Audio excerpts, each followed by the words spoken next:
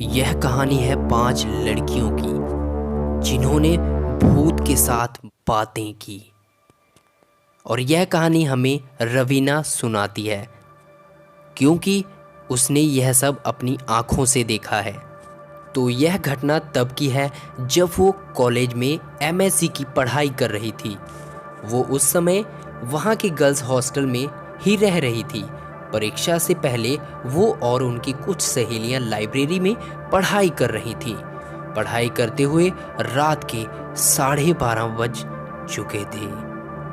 उस लाइब्रेरी में वो केवल 5 लड़कियां ही थी। लाइब्रेरी में सन्नाटा छाया हुआ था। सारा हॉस्टल एकदम शांत था। तभी उनमें से एक लड़की ने कहा कि बस यार, पढ़ पढ़ के तो बोर हो गए हैं, क्यों ना कोई खेल खेलें जिससे दिमाग भी फ्रेश हो जाएगा और नींद भी अच्छी आ जाएगी।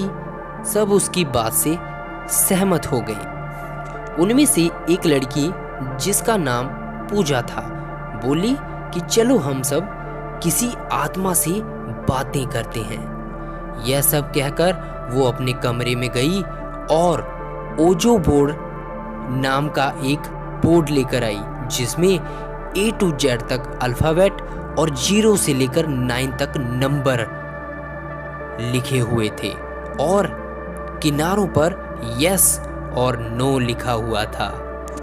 पूजा ने बोर्ड के चारों किनारों पर 4 मोमबत्तियां जलाई और फिर लाइब्रेरी की सारी लाइटें बंद कर दी।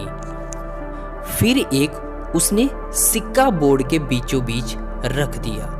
उनमें से 2 लड़कियां तो डर के मारे अपने कमरे में चली गईं और बाकी तीनों ने उस सिक्के पर एक एक उंगली रख दी।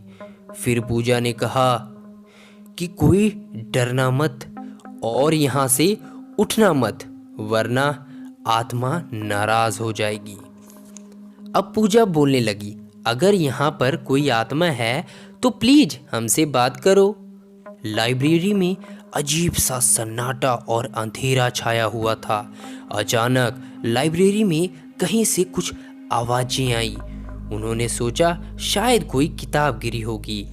उसी समय सिक्का भी हिला और रवीना दीदी ने पूछा, क्या यहाँ पर कोई आत्मा है? तभी छत पर लगा बंद पंखा जोर से हिलने लगा।